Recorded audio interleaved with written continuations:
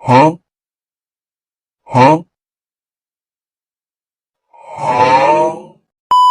Fucking Robitussin. I don't know how this shit got me.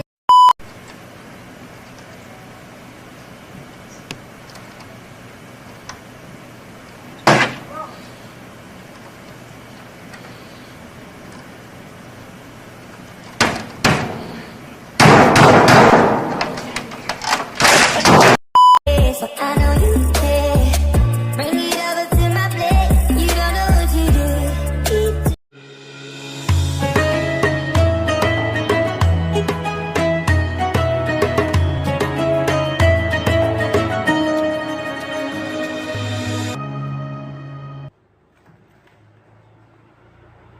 Bismillahirrahmanirrahim. Rabbi israhli sadri wa yassirli amri wahlul 'uqdatam min lisani yafqahu qawli. Assalamualaikum warahmatullahi wabarakatuh. Pertama-tama, marilah kita panjatkan puja-puji syukur atas kehadiran Allah Subhanahu wa taala yang mana telah melimpahkan rahmat, hidayah, inayah dan taufiknya yang dimana kita dapat berkumpul lagi di mata kuliah Pancasila. Dan sholawat serta salam tak lupa kita haturkan kepada junjungan kita Nabi Agung Muhammad SAW, yang mana kita akan nantikan syafaatnya di yaumul qiyamah nanti. Yang terhormat Ibu pengampu mata kuliah Pancasila, Ibu Gilang Komariah Amarta SHMH, dan yang saya cintai teman-teman sekalian. Oke, perkenalkan, saya Kanib selaku moderator dari kelompok 5. Perkenalkan, nama saya Muhammad Arifuddin, NIM 2300033046. Perkenalkan, nama saya Khairunisa dengan NIM 233303037. Perkenalkan, nama saya Dianisa Rizky Nur Fauzia dengan NIM 23000330668. Perkenalkan, nama saya Hanifah Dwi Lestari dengan NIM 23000333045. Baik, langsung aja kita masuk ke pembahasan yang akan disampaikan oleh pemateri pertama. Untuk pemateri pertama, saya silahkan. Kedudukan Pancasila sebagai suatu sistem. Definisi sistem. Sistem dapat didefinisikan sebagai seperangkat elemen yang digabungkan suatu dengan lainnya untuk suatu tujuan bersama.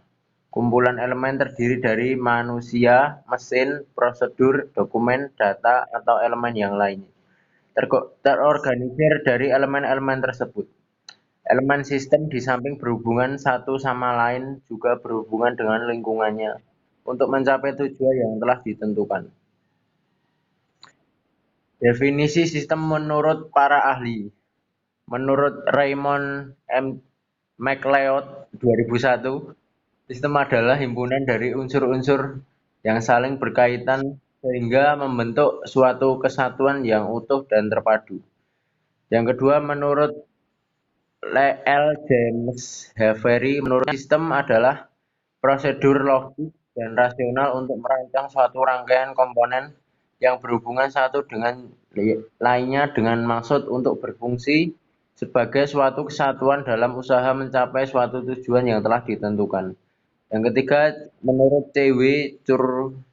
Churchman, menurutnya sistem adalah seperangkat bagian-bagian yang dikoordinasikan untuk melaksanakan seperangkat ujian.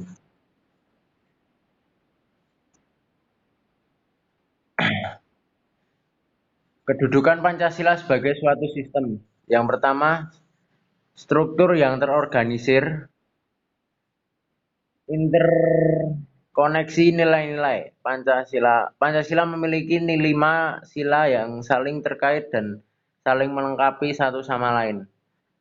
Ketuhanan, kemanusiaan, persatuan, demokrasi, dan keadilan sosial bukan hanya sekedar nilai-nilai terpisah, tetapi membentuk suatu sistem nilai yang menyatu. Yang kedua, konsistensi dan integrasi. Konsistensi nilai-nilai. Meskipun ada 5 sila yang berbeda, nilai-nilai Pancasila bekerja secara konsisten untuk membangun landasan yang kokoh bagi kehidupan berbangsa dan bernegara. Integrasi dalam kehidupan berbangsa. Nilai-nilai Pancasila diintegrasikan dalam berbagai aspek kehidupan, seperti dalam hukum, politik, ekonomi, dan kesatuan dan keberlanjutan sistem ini. Yang ketiga, relevansi dalam berbagai konteks. Relevansi dalam berbagai situasi. Keberhasilan Pancasila sebagai sistem terlihat dari kemampuannya beradaptasi dan relevannya dalam menanggapi perubahan sosial, politik, dan budaya serta konteks globalisasi yang terus berkembang. Selanjutnya, kedudukan Pancasila sebagai suatu sistem. Yang keempat, ada implementasi dalam kebijakan publik, implementasi dalam kebijakan negara. Nilai-nilai Pancasila dijadikan sebagai pedoman dalam pembuatan kebijakan negara, menunjukkan bahwa sistem nilai ini memiliki pengaruh yang kuat dalam pembentukan dan pelaksanaan kebijakan. Yang kelima, dukungan konstitusional dikukuhkan dalam Undang-Undang Dasar. Pancasila bukan hanya menjadi ideologi, tetapi juga dikonkretkan dalam Undang-Undang Dasar 1945 sebagai landasan negara, menegaskan kedudukan dan legitimasinya sebagai sistem yang diakui secara resmi. Poin-poin tersebut membentuk dasar argumen bahwa Pancasila dapat dianggap sebagai suatu sistem yang terorganisir dengan baik, memiliki konsistensi, relevansi, dan integrasi dalam berbagai aspek kehidupan bangsa. Selanjutnya, kedudukan Pancasila sebagai sistem filsafat.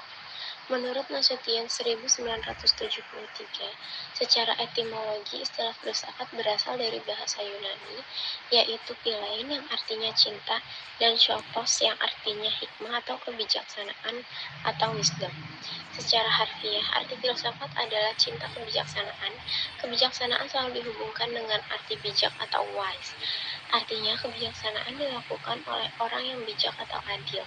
Misalnya, kebijaksanaan pemerintah. Artinya, pemerintah membuat keputusan berdasarkan kewenangan di luar ketentuan undang-undang atau dikenal dengan istilah diskresi. Undang-Undang Nomor 30 Tahun 2014 tentang Administrasi Pemerintahan. Pengertian filsafat berdasarkan tujuan dan fungsinya. Yang pertama, pengertian filsafat dalam arti filsafat hukum menurut Sarjono Sukanto, yaitu perenungan dan perumusan nilai-nilai serta penyelesaian nilai-nilai. Yang kedua, pengertian berdasarkan pendapat masyarakat atau jenis pengetahuan. 1. Filsafat materialisme, yaitu bahwa dalam hidup yang esensial adalah materi. 2. Filsafat rasionalisme, yaitu kebenaran pengetahuan adalah rasa. 3. Filsafat hedonisme, yaitu hidup adalah kenikmatan, kemenangan, dan kepuasan. Keempat, filsafat individualisme atau liberalisme, yaitu dalam hidup bermasyarakat dan bernegara adalah kebebasan. Yang ketiga, secara umum filsafat adalah pengertian yang sangat dalam terhadap suatu makna kata atau hakiki, artinya sesuatu haruslah dipatuhi, diikuti, dan dituruti. Yang keempat, filsafat yaitu suatu kebenaran yang bersumber pada akal manusia. Yang kelima, filsafat sebagai proses, artinya suatu bentuk aktivitas berfilsafat. Contohnya, kegiatan menyerasikan nilai-nilai di masyarakat, misalnya nilai kesejahteraan dengan nilai kemiskinan. Cabang filsafat yang melahirkan aliran-aliran filsafat. Yang pertama, epistemologi atau hakikat pengetahuan.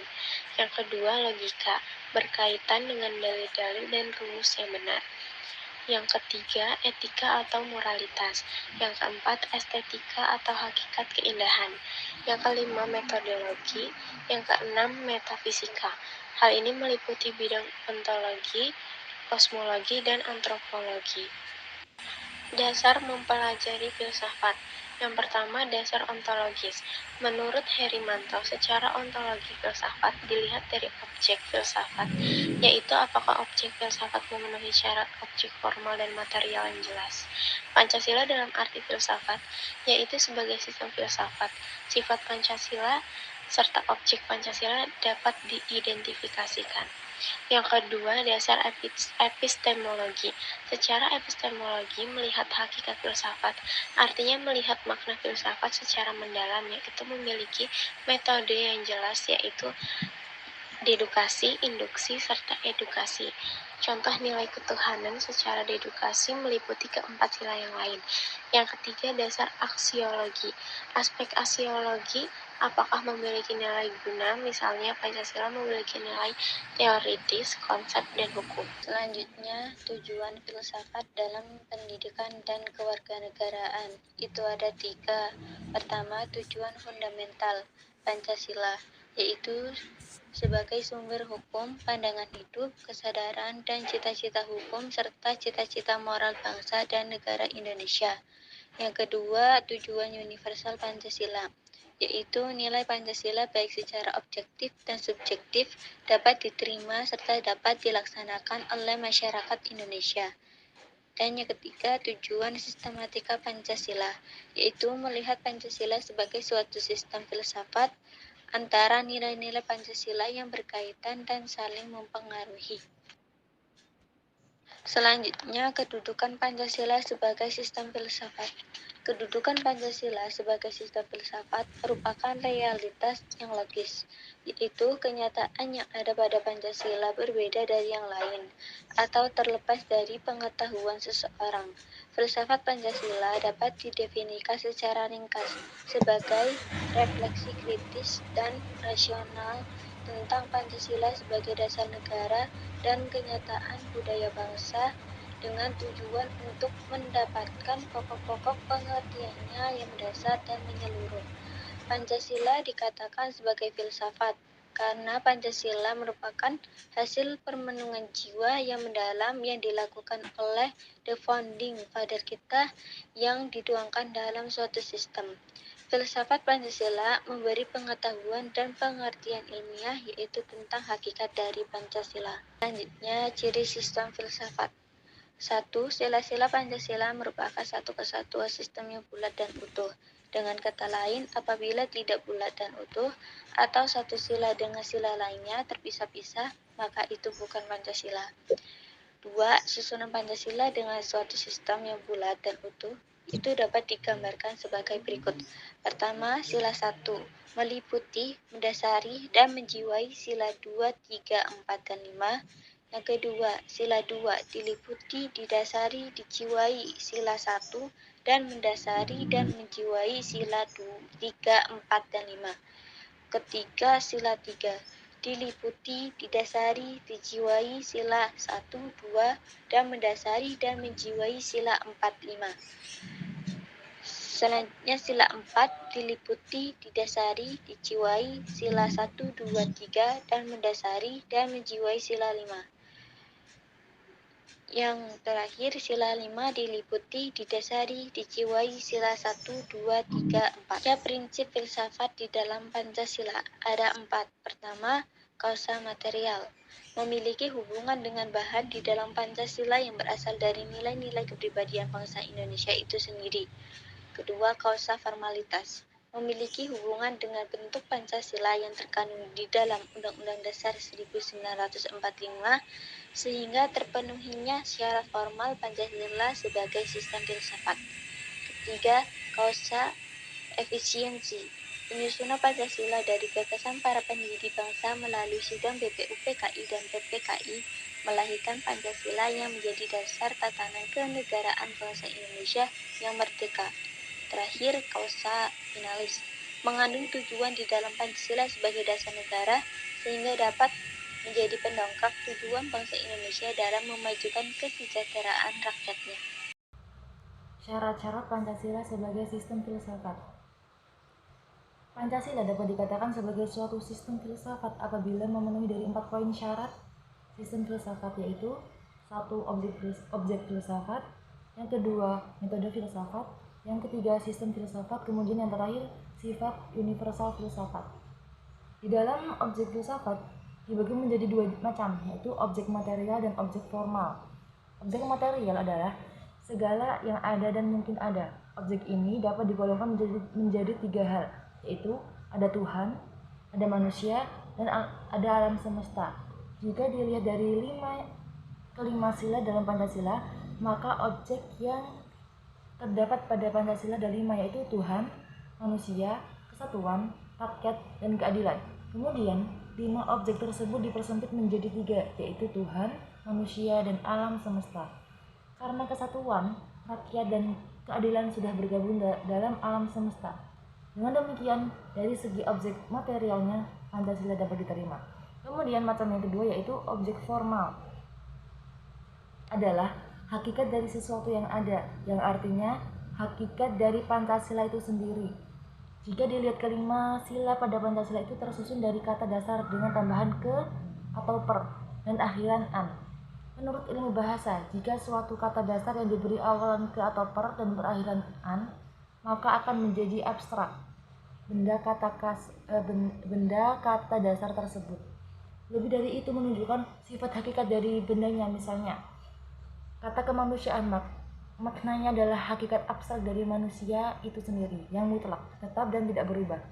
Begitu pula dalam sila-sila Pancasila seperti ketuhanan, persatuan, kerakyatan, dan keadilan. Khusus untuk persatuan yang kata dasar yang diberi tambahan per menunjukkan suatu proses agar menjadi awalan ke, yaitu kesatuan. Dengan analisis ini Pancasila telah memenuhi pula syarat objek formalnya. Kemudian syarat yang kedua adalah metode filsafat, adalah kontemplasi atau perenungan atau berpikir untuk menemukan hakikat. Secara umum ada 3 metode dalam mencari hakikat, yaitu metode analisa, metode sintesa, dan metode campuran. Analisa dan sintesa, campuran tersebut yaitu analisa dan sintesa.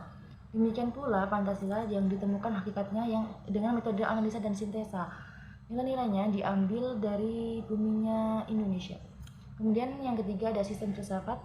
Filsafat merupakan suatu sistem, artinya merupakan suatu kebulatan atau satu kesatuan.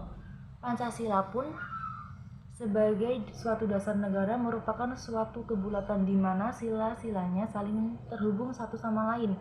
Oleh karena itu Pancasila dapat disebut juga sebagai Eka Pancasila, yang berarti terdapat 5 sila dalam satu kesatuan.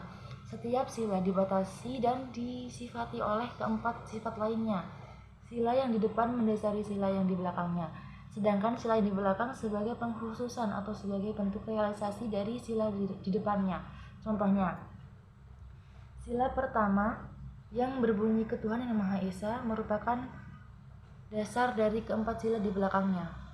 Kemudian syarat yang terakhir adalah sifat universal filsafat, yaitu umum dalam jumlah yang kecil atau kolektif, umum dalam sekumpulan jumlah tertentu, dan umum yang lebih besar dan lebih luas lagi, itu universal itu sendiri. Sifat dari filsafat sendiri adalah universal. Adapun jika diterapkan dalam Pancasila, misal sila kedua yaitu kemanusiaan yang adil dan beradab, kata manusia adalah kata yang universal, yaitu setiap makhluk hidup yang disebut manusia, dimanapun dia berada dan kapanpun dia berhak mendapatkan keadilan. Jika kata manusia itu luas dan tidak terbatas pada ruang dan waktu. Jadi mengenai Pancasila sebagai sistem dan filsafat, dapat disimpulkan bahwa nilai-nilai yang terkandung di dalamnya tidak hanya sekadar sejumlah prinsip yang ditetapkan dalam pembukaan Undang-Undang Dasar 1945. Pancasila menjadi kumpulan nilai dan falsafah yang membentuk fondasi kuat bagi kehidupan berbangsa dan bernegara Indonesia. Penting untuk diakui bahwa konsep Pancasila sebagai sistem dan filsafat tidaklah terlepas dari tantangan dan kritik. Tantangan tersebut bisa menjadi pangkal untuk terus memperkaya dan memperbaiki pemahaman serta implementasi nilai-nilai Pancasila dalam dinamika masyarakat modern. Sebagai penutup, kesimpulan ini menegaskan bahwa Pancasila tidak hanya menjadi landasan formal bagi negara Indonesia, tetapi juga merupakan cerminan dari identitas, nilai, dan kearifan lokal bangsa. Kedudukannya sebagai sistem nilai dan filsafat memperkuat eksistensi Pancasila sebagai katalisator utama dalam membangun persatuan, keadilan, dan kemajuan bagi bangsa Indonesia. Baik, mari kita tutup dengan pantun terlebih dahulu. Pagi-pagi ke pasar pagi, tak lupa pulang ke rumah putri. Terima kasih yang sudah hadir hari ini. Saya Kanib dan teman-teman pamit undur diri. Wabillahi taufiq wal hidayah. Wassalamualaikum warahmatullahi wabarakatuh. Ya.